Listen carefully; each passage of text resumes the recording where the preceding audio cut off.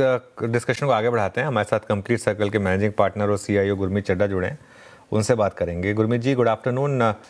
गुरमीत जी, कैसा रहा आपके हिसाब से ये अर्निंग सीजन, और क्या एक ये जो मार्केट है ये अब यहाँ से, क्योंकि हम ऑल टाइम हाई पर हैं मोर और लेस, क्या इनफ एम्यूनेशन है अब इस मार्केट के पास यहाँ से आगे बढ़ने का?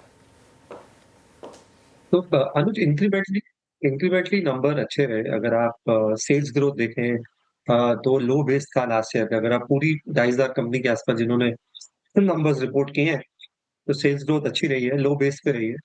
और पैट और एबिटा भी 14-15% ग्रो किया ब्रॉडर यूनिवर्स का। निफ्टी 200 का करीबन 8.25 8.5% रहा है। तो इंक्रीमेंटली थोड़ा सा बेटर है। मार्केट ये डबल डिजिट देखना चाहेगा, क्योंकि एक बार जब डबल डिजिट अर्निंग ग्रोथ आएगा, तो आपका जो पेग है वो 2 के नीचे आ जाता है। तो क्योंकि अभी आप 20-21 के लेट्स से फॉरवर्ड पे हैं, और अगर आप 10-12% अर्निंग ग्रोथ करते हैं, तो वहां से जो है हमने देखा है कि एफआई फ्लोज में, इंस्टीट्यूशनल फ्लोज में बढ़ोतरी होती है।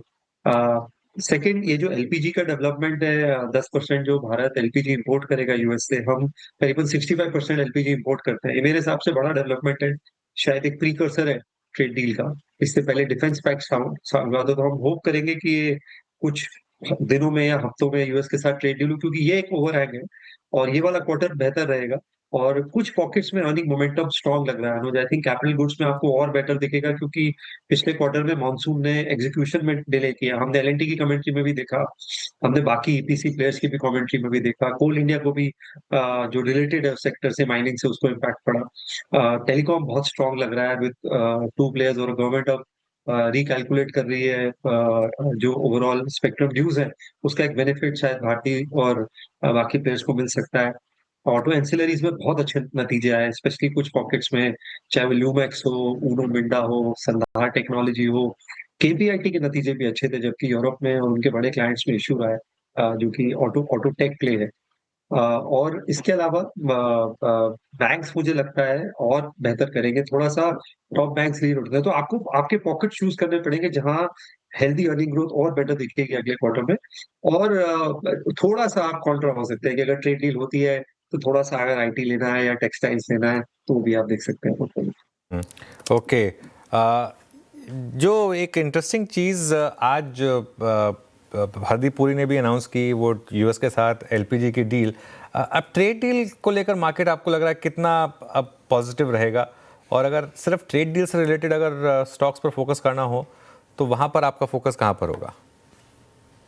तो अनुज, हमने देखा है कि इंडिया ने अपना जो मिक्स है एक्सपोर्ट का, उसमें काफी चेंज करने की कोशिश करी है पिछले 2 क्वार्टर में। हमने वो टेक्सटाइल में भी देखा, हमारा ईयू, यूके, न्यूजीलैंड सबके साथ एफटी हो रहा है। थोड़ा सा हम मिडिल ईस्ट के थ्रू भी कोशिश कर रहे हैं एंटर करने की टेरिटरीज में। तो थोड़ा सा टेक्सटाइल सेक्टर मुझे लगता है अच्छा कर सकता है। आईटी सर्विसेज मुझे लगता है कि बहुत अंडर ओनरशिप है, बहुत नेगेटिविटी है। जब एआई एडॉप्शन रिलेटेड फेज शुरू होगा, तो मुझे लगता है, और ट्रेड डील होती है, तो थोड़ा सा कैचअप ट्रेड आ सकता है। हमने देखा मिड कैप आईटी के जब नतीजे अच्छे आए, चाहे वो कोफोर्स था, परसिस्टेंट था, अच्छा रहना पाया। मुझे लगता है एचसीएल, लार्ज कैप में एचसीएल ने और किसी भी आईटी कंपनी ने ऐसा कुछ खास डिसअपॉइंट नहीं किया। तो वो एक पॉकेट आप प्रैक्टिकल कर सकते हैं। और तीसरा जो इनडायरेक्ट है, वो केमिकल्स है। अगेन वैल्यूएशन बहुत चीप है, ओनरशिप रिकॉर्ड लो है। तो थोड़ा सा पोर्टफोलियो 10-15% अगर आप अंडर ओन्ड निग्लेक्टेड सेक्टर्स में रखेंगे, क्योंकि वहाँ वैल्यूएशन कंफर्ट है, तो आप अगर एक टैक्टिकल अपॉर्चुनिटी से जो है आप पार्टिसिपेट कर सकते हैं। तो ये मेरा मानना ओके, गुरमीत नमस्कार, वीरेंद्र बोल रहा हूँ। न्यू एज स्टॉक्स की कैटेगरी में या फिर इस पूरे बास्केट में अभी आपको अपॉर्चुनिटी, क्योंकि आप वैल्यूएशंस का अगर आप देखें बहुत ख्याल रखते हैं, बीइंग ए पीएमएस मैनेजर आपको वो स्पेस नज़र आता है, तभी आप एंट्री करते हैं। अब एटर्नल के नंबर्स आए, नायगा के बहुत स्ट्रॉन्ग नंबर्स थे, delivery one more stock buzzing in this space, और अब एक ग्रो की एंट्री। और आप देखिए ना, आई मीन मात्र 4 दिन के अंतराल में कहाँ से कहाँ पे अपॉर्चुनिटीज कहाँ पर हैं इस वक्त वैल्यूएशंस के लिहाज से? तो इसमें वीरू जी, आपको वैल्यूएशंस को दूसरे पर्सपेक्टिव से देखना पड़ेगा कि आज आज हमारे अगर 7-8 top tech companies, new age companies index में आती है, तो टोटल मार्केट कैप अगर आप सारी न्यू एज कंपनीज का ऐड कर लें, तो 8-9 लाख करोड़ है। उसमें से अगर आप शायद इटर्नल हटा दें, तो 40-50% है, 3-3.5 लाख करोड़ है। तो मुझे मुझे लगता है इनका प्रॉफिट पूल बढ़ता जाएगा और आपको थोड़ा-सा डाइवर्सिफ़ाई होना पड़ेगा इस स्पेस में। तो हम इसको ये देखते हैं कि निफ्टी 100 में कितनी न्यू एज कंपनीज़ का वेटेज होगा। मुझे लगता है वो वेटेज 12, 15, 16% हो सकता है, निफ्टी 100 की बात करें। तो उस बेसिस में हमारे पोर्टफोलियो में इटर्नल है। हमने प्री आईपीओ के पहले काफ़ी ग्रो में काफ़ी निवेश किया था क्योंकि कैपिटल मार्केट प्ले भी है और फास्टेस्ट ग्रोइंग ब्रोकिंग आउटफिट है। मैं उनका एक नतीजे देख रहा था, हर क्वार्टर को 40-45 लाख एसआईपीज़ ऐड कर रहे थे अदर देन अभी भी ब्रोकिंग 80-82% है, बट मुझे लगता है एएमसी के आने से म्यूचुअल फंड डिस्ट्रीब्यूशन से हो सकता है उनका और मिक्स डाइवर्सिफाई हो। हमारे पोर्टफोलियो में मैं जियो फाइनेंशियल को भी उतना ही न्यू एज मानता हूँ।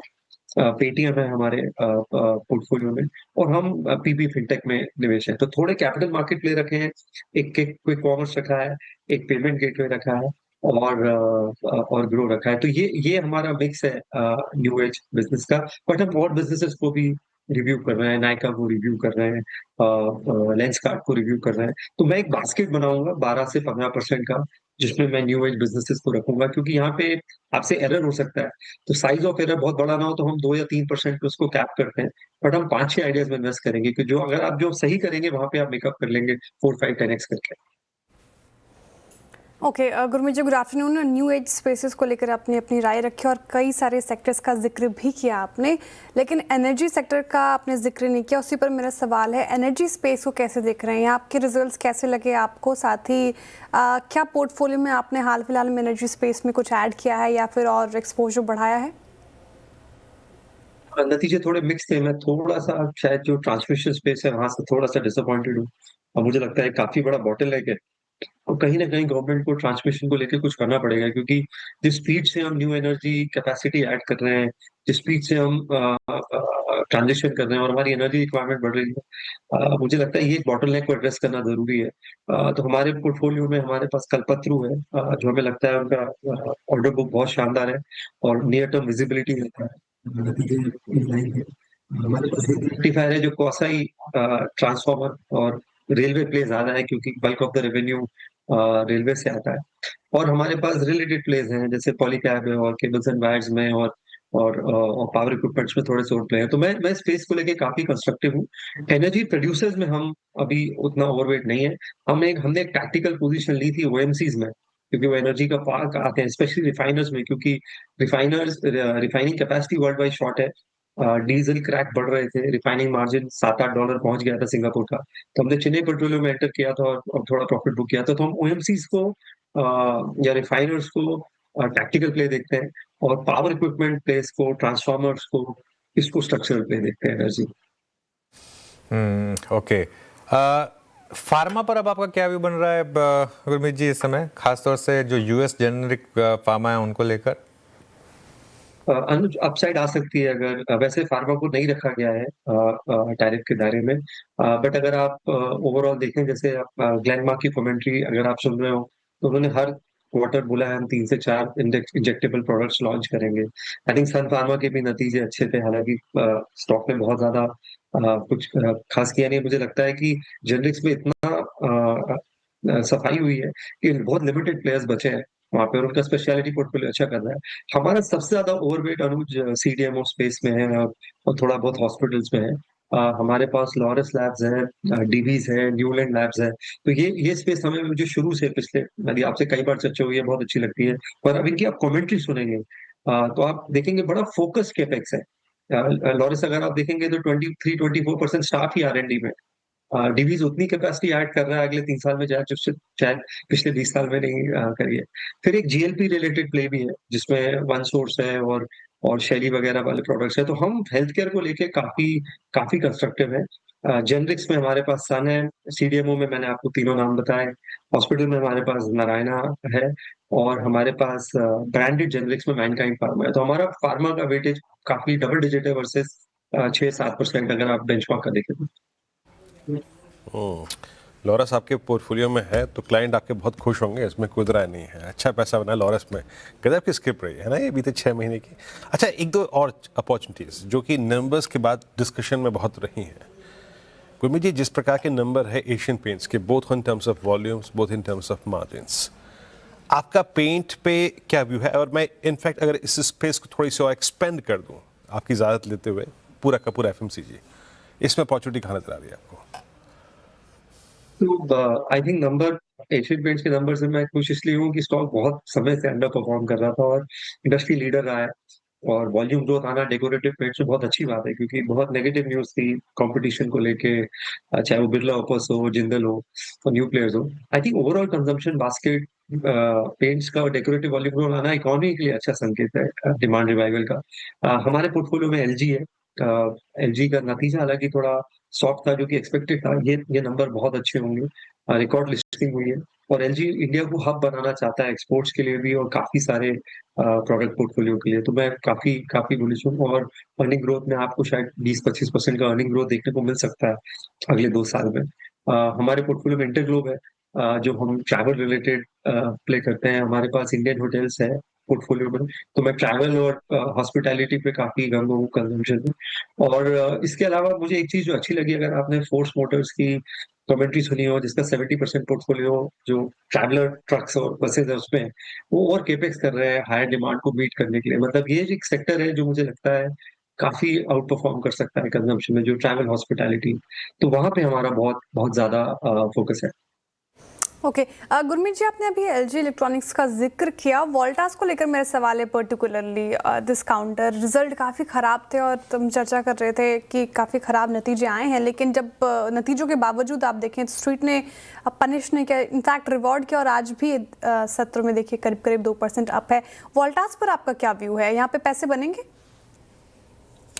हम इसमें निवेश करके डिसअपॉइंट होके एग्जिट कर चुके हैं 2-3 साल। समहाउ मुझे लगता है कहीं ना कहीं एग्जीक्यूशन में इशू है।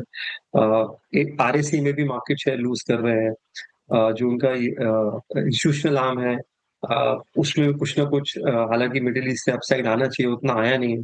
और कहीं न कहीं मुझे लगता है जो बेको का उनका बाकी डाइवर्सिफिकेशन था वो टेक ऑफ नहीं किया। अगर आप एलजी को देखें, उनका प्रीमियम पोर्टफोलियो देखें, तो जो ओएलईडी टीवी है वहाँ पे एलजी का 40% से ऊपर मार्केट शेयर है, जो प्रीमियम पोर्टफोलियो है। फ्रंट लोड वॉशिंग मशीन में 45-50% है। Side by side door refrigerator में उनका मार्केट शेयर 45-50% है। प्लस उन्होंने एक मास प्रीमियम प्रोडक्ट अलग से लॉन्च किया है पिछले महीने। तो सिक्लिकलिटी घट जाती है। वोल्टास में ज्यादातर एसी रिलेटेड प्ले आता है, तो ये 2 क्वार्टर आपके स्पेशली नॉर्थ में और थोड़ा बहुत सेंट्रल इंडिया में सॉफ्ट हो सकते हैं। तो हम प्रेफरेंस हमारी एलजी को लेके ज्यादा है वर्सेज एसी मेकर, क्योंकि वहाँ broader consumer durable GST play है और डिमांड रिवाइवल प्ले है। ओके गुरमीत जी, बहुत बहुत शुक्रिया, आप इस कार्यक्रम में शामिल हुए आज और सभी सेक्टर्स पे स्टॉक स्पेसिफिक टिप्पणियां भी की आपने, बहुत बहुत शुक्रिया।